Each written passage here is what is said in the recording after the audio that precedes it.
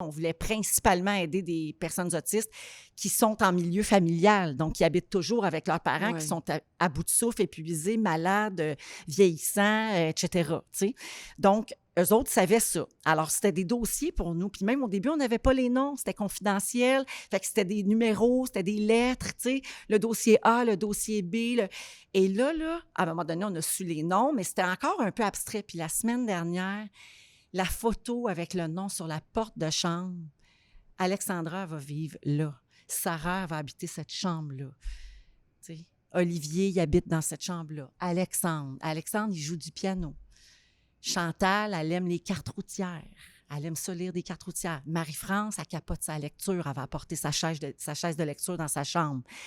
Tu sais, on est là, on est dans le concret des êtres humains. Toute la finition, toute la dentelle. Toute la dentelle. Puis on est beaucoup dans l'émotion des parents. Bien là, oui, parce que là, il y a un détachement qui va se faire aussi. Oui, tu sais, ton podcast parle des proches aidants. Bien, tu sais, nous autres, c'est eux autres qu'on voulait aider d'abord. C'était ça notre souhait. C'était, oui, d'offrir un beau milieu de vie aux personnes autistes, mais c'est l'impact sur les familles.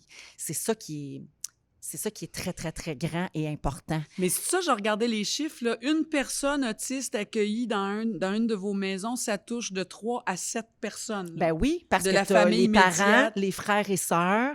Quand il n'y a pas de frères et sœurs, c'est-tu parrain, marraine, oncle, tante.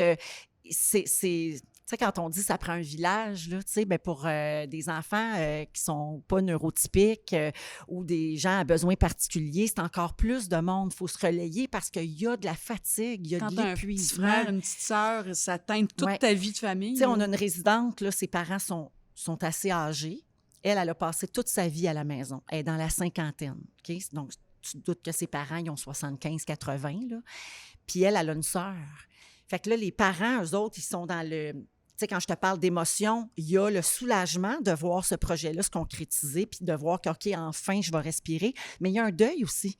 Il y a le deuil de je me suis occupée de mon enfant toute ma vie. Puis là, elle ne vivra plus chez nous.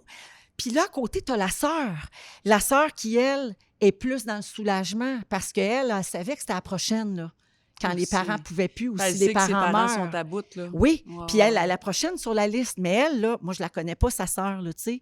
Elle a-tu elle-même des enfants à besoins particuliers? Es-tu séparée, monoparentale? As-tu 3 jobs? Tu sais, elle a-tu de la place dans sa vie pour accueillir sa sœur, même si elle l'aime de tout son cœur?